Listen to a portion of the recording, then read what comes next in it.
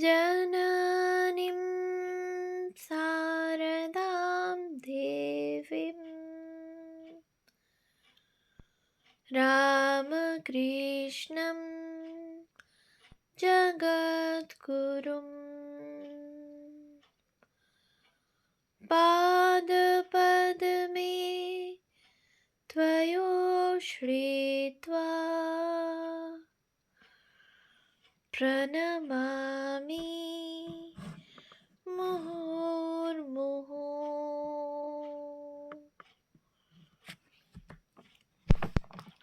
পূজনীয়া প্রব্রাজিকা মুক্তিপ্রাণা মাতাজির রচনা ভগিনী নিবেদিতা গ্রন্থ থেকে পাঠ, পৃষ্ঠা সংখ্যা 31, নবজাগরণ।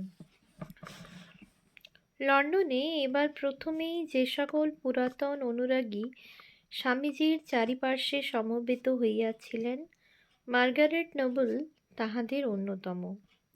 তিনি স্বামীজীর উভয় প্রকার ক্লাসেরই নিয়মিত ছাত্রী ছিলেন।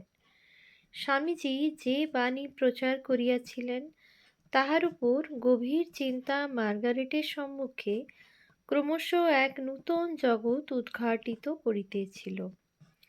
স্বামীজীর জ্ঞানের গভীরতার পরিমাপ করা তাহার পক্ষে সম্ভব ছিল না। নিজের জ্ঞান ও পিপাসু হৃদয় লইয়া তিনি অধীর আবেগে আশা করিতেছিলেন এইবার তাহার সকল প্রশ্নের উত্তর মিলিবে, সকল সংশয় দ্বন্দ্বের অবসান ঘটিয়া সত্যের আলোকে তাহার চিত্ত উদ্ভাসিত হইয়া উঠিবে। সুতরাং কেবল অনুরাগ পোষণ নহে, স্বামীজী প্রচারিত বেদান্ত তত্ত্ব ভালো করিয়া বুঝিবার জন্য তিনি তাহার প্রতি কথায় সংশয় প্রকাশ করিতেন, প্রশ্নোত্তর ক্লাসে চেষ্টা করিতেন, যুক্তির চোখা চোখা বাণগুলি নিক্ষেপ করিয়া স্বামীজীর মতবাদকে বিশ্লেষণ করিতে। শ্রোতৃবর্গের মধ্যে মার্গারেটের ব্যক্তিত্ব স্বভাবতই স্বামীজীর দৃষ্টি আকর্ষণ করিয়াছিল। তিনিও বিস্ময় বোধ করিয়াছিলেন। বেদান্ত তত্ত্ব গভীরভাবে অধ্যয়ন ও অনুশীলন করিবার জন্য ইতিপূর্বে যে সকল ছাত্রছাত্রী তিনি লাভ করিয়াছেন, এই তরুণী ঠিক তাহাদের পর্যায়ভুক্ত নহে। ইহার চোখে মুখে প্রতিভার ব্যঞ্জনা, চালচলনে গাম্ভীর্যের সহিত তীব্র উৎসাহ, যে কোনো গূঢ়তত্ত্ব আয়ত্ত করিবার মতো মনীষা এবং চরিত্রের দৃঢ়তা তাহাকে মুগ্ধ করিয়াছিল। অন্তর্দৃষ্টি সম্পন্ন স্বামীজীর বুঝিতে বিলম্ব হয় নাই যে অতীন্দ্রিয় সত্য উপলব্ধি করিবার জন্য প্রচণ্ড ব্যাকুলতার সহিত এক মহান আদর্শের বেদী মূলে নিজেকে নিঃশেষে উৎসর্গ করিবার দুর্নিবার আকাঙ্ক্ষা এই তরুণীকে অপর সকল হইতে পৃথক করিয়াছে। আর 10 জনের মতো চিরাচরিত সামাজিক জীবনযাপনের সহিত চরম সত্য সম্বন্ধে একটা ঔৎসুক্য পোষণ এবং তাহার নিবৃত্তির জন্য চিন্তাশীল মনীষীবৃন্দের অনুসরণ মার্গারেটের জন্য নহে। কেবল শোনা অথবা চিন্তা করা নয়, আদর্শকে বাস্তব জীবনে রূপদান করিতে সে অধীর। স্বামীজীর অতীত জীবনের সহিত ইহার কোথাও একটা সাদৃশ্য আছে। মার্গারেট যে স্বামীজীর মতগুলি নির্বিচারে গ্রহণ করিবার একান্ত বিরোধী, তাহা ক্লাসের কাহারও নিকট অজ্ঞাত ছিল না। বহুদিন পরে এই কথা উল্লেখ করিয়া স্বামীজীর একজন শিষ্য নিজের সম্বন্ধে বলেন যে তিনি কিন্তু বরাবরই স্বামীজীর সকল কথা মানিয়া লইতে সমর্থ হইয়াছেন। স্বামীজী সে সময়ে ওই কথায় মনোযোগ না দিয়া পরে একান্তে মার্গারেটকে বলিয়াছিলেন, আমি দীর্ঘ 6 বছর ধরে আমার গুরুদেবের সঙ্গে লড়াই করেছি, ফলে আমার পথের খুঁটিনাটি আমার নখদর্পণে। সুতরাং তুমি দুঃখ করো না যে তোমাকে বোঝাবার জন্য কাউকে বিলক্ষণ কষ্ট পেতে হয়েছে। বস্তুত মার্গারেটের সংশয় প্রকাশ যুক্তির তীব্রতা ও নির্বিচারে সকল কথা মানিয়া লওয়ার অক্ষমতা স্বামীজিকে বিচলিত করে নাই। সত্যের যথার্থ পূজারী যে, সে সত্যকে যাচাইয়া লইবেই। স্বামীজি নিজেও কি তাহাই করেন নাই? দীর্ঘদিন ধরিয়া তিনি কি তাহার গুরুর অপ্রাকৃত জ্ঞানের উপলব্ধিকে অস্বীকার করেন নাই? তাহার নিরন্তর ভাবমুখে অবস্থিতিকে মাথার খেয়াল অথবা কল্পনা বলিয়া উড়াইয়া দিতে চাহেন নাই? স্বামীজি জানিতেন মার্গারেটের দ্বিধা, সতর্কতা, সংশয় সকলের পশ্চাতে রহিয়াছে জ্ঞান রাজ্যের দুর্গেয় রহস্য ভেদ করিবার তীব্র ব্যাকুলতা। স্বামীজির দ্বিতীয়বার লন্ডনে আগমনের পর মার্গারেটের অন্তর্রাজ্যে প্রবল আলোড়ন শুরু হইয়াছিল। তাহার সকল কথার প্রকৃত তত্ত্ব অবধারণ করা সত্যই কঠিন ছিল। বিশেষত শৈশবের সরল ধর্মের প্রতি আস্থা হারাইলেও কতকগুলি আদর্শকে মার্গারেট নিষ্ঠার সহিত ধরিয়া রাখিয়াছিলেন। স্বামীজি সেগুলি এক এক করিয়া চূর্ণ করিলেন। অন্তত পরোপকার শ্রেষ্ঠ বলিয়াই মার্গারেটের ধারণা ছিল। স্বামীজি বলিলেন, ধর্মদানই শ্রেষ্ঠ, পরে বিদ্যাদান, আর যে কোনো প্রকারের দৈহিক বা জাগতিক দান সর্বাপেক্ষা নিম্ন স্তরের। বহু পরে মার্গারেটের নিকট ইহার প্রকৃত অর্থ উদ্ঘাটিত হইয়াছিল। বিশুদ্ধ বায়ু আবশ্যক এবং আশেপাশের বসতিসমূহ যেন স্বাস্থ্যের অনুকূল হয়। এই নীতির প্রতি পাশ্চাত্য দেশে যে অত্যধিক আগ্রহ প্রকাশ, যেন ওইগুলি সাধুত্বের অন্যতম লক্ষণ। তাহার বিরুদ্ধে স্বামীজি কঠোর শিক্ষা দিলেন, জগতের প্রতি উদাসীন হও। প্রত্যেক উক্তিটি অভিনব। মার্গারেট হতাশ হইয়া পড়েন। এই শিক্ষার রহস্য কি তিনি কোনোদিন ভেদ করিতে পারিবেন?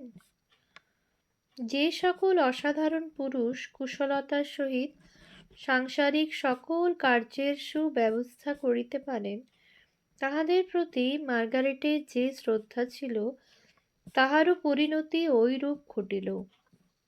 বিন্দুমাত্র ইতস্তত না করিয়া দৃঢ় কণ্ঠে স্বামীজি ঘোষণা করিলেন, আধ্যাত্মিকতায় সাংসারিকতার স্থান নাই।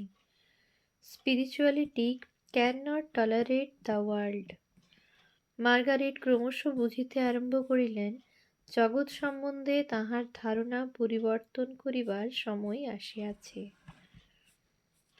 স্বামীজি একদিন বলিলেন, ইংরেজরা দ্বীপে জন্মগ্রহণ করেছে, আর সর্বদা তাদের চেষ্টা দ্বীপেরই মধ্যে সীমাবদ্ধ থাকা। এই উক্তির সত্যতা মার্গারেট পরে হৃদয়ঙ্গম করিয়াছিলেন। তিনি বুঝিয়াছিলেন ওই সময়ে তাহার আদর্শগুলি কত দূর সংকীর্ণ ছিল। ধীরে ধীরে তাহার চিন্তা জগতে বিপুল পরিবর্তন ঘটিতে লাগিল। সত্যকে সজীব করিয়া তোলে চরিত্র।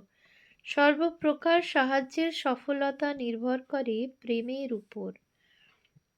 কোনো বাক্যের পিছনে চিত্তের যতটা একাগ্রতা, তাহাই বাক্যটিকে শক্তি প্রদান করে।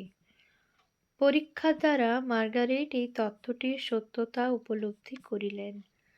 আর স্বয়ং স্বামীজির মধ্য দিয়াই কি এই তত্ত্ব তাহার নিকট প্রবলভাবে অভিব্যক্ত হয় নাই? মার্গারেট বুঝিলেন, এতদিন পরে এমন এক ব্যক্তির সাক্ষাৎ তিনি পাইয়াছেন, যিনি যথার্থ তত্ত্বদর্শী। যুক্তি এবং তর্ক প্রয়োগ করিলেও মার্গারেট স্থির করিলেন, স্বামীজির মতবাদ আয়ত্ত করিবার জন্য তিনি আপ্রাণ চেষ্টা করিবেন। অবশ্য প্রথম শ্রোতার পক্ষে বেদান্ত তত্ত্ব আয়ত্ত করা কঠিন।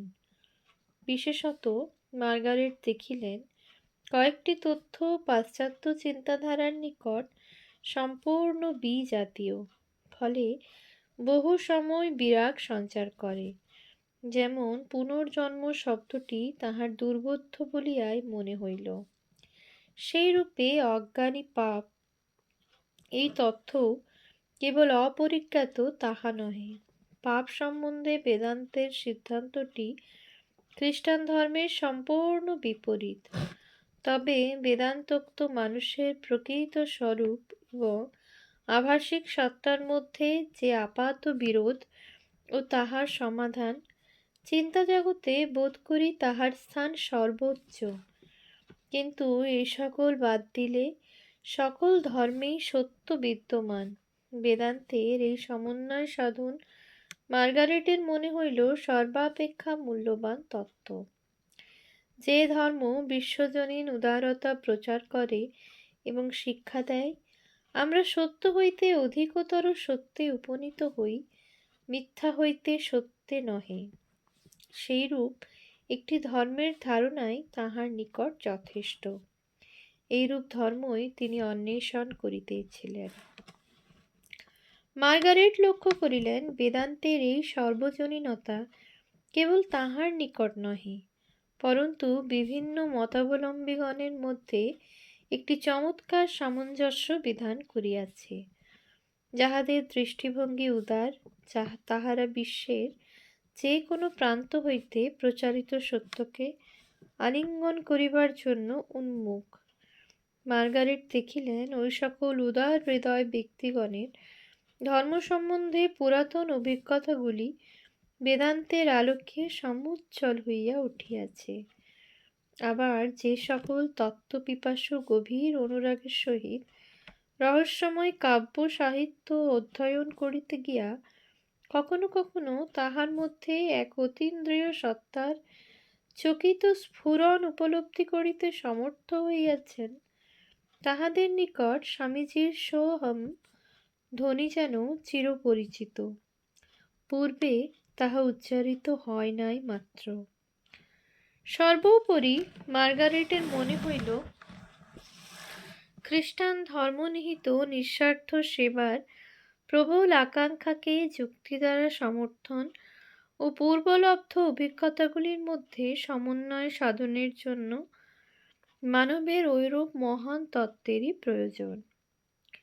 এই সময়ে স্বামীজী যে সকল বক্তৃতা দিয়াছিলেন, তাহার মধ্যে মায়া সম্বন্ধীয় বক্তৃতাগুলি সর্বশ্রেষ্ঠ।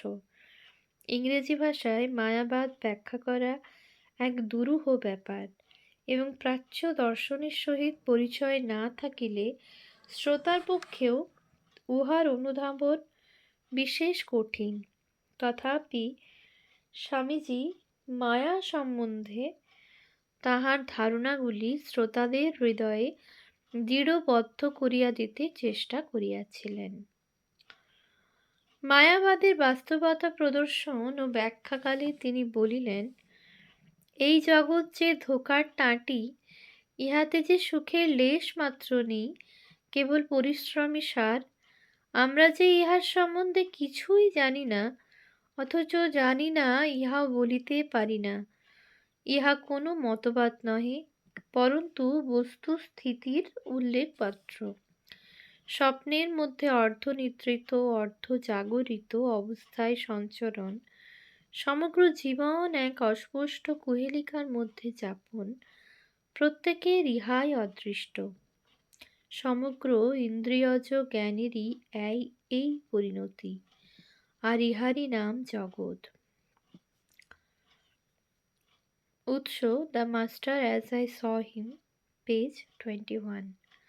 মায়া অর্থে মার্গারেট বুঝিলেন, সেই চকিতের ন্যায় প্রকাশমান এই আছে এই নাই, অর্ধ সত্য অর্ধ মিথ্যা ইন্দ্রিয় জগতের পিছনে ক্রমাগত অশ্রান্তভাবে ছুটিয়া চলা, যাহাতে চরম নিশ্চয়তা নাই, তৃপ্তিও নাই, ইহারই নাম মায়া। কিন্তু সকলের মধ্যে যিনি ওতপ্রোত রহিয়াছেন, তাহাকেই মহেশ্বর জানিও। মায়ি নন্তু মহেশ্বরম। মার্গারেটের মনে হইল, পাশ্চাত্যের স্বামীজীর সমগ্র হিন্দু ধর্ম ব্যাখ্যার মূলে এই দুইটি ভাবই মূলত পাশাপাশি বিদ্যমান। অন্যান্য উপদেশ ও ভাবগুলি ইহার অনুবর্তী মাত্র। সমগ্র তত্ত্বটির মধ্যে একটি চমৎকার পরম্পরা ও যুক্তি রহিয়াছে। মায়াতে তন্ময় হইয়া থাকার নামই বন্ধন, আর এই বন্ধন ভাঙিয়া ফেলার নামই মুক্তি। বন্ধন যদি ভাঙিতে চাও, ভোগের অন্বেষণ হইতে বিরত হও, ত্যাগকে জীবনের মূল মন্ত্র রূপে গ্রহণ করো। ওম শান্তি শান্তি শান্তি। হরিঃ ওম তৎসৎ। শ্রীরামকৃষ্ণার্পণমস্তু।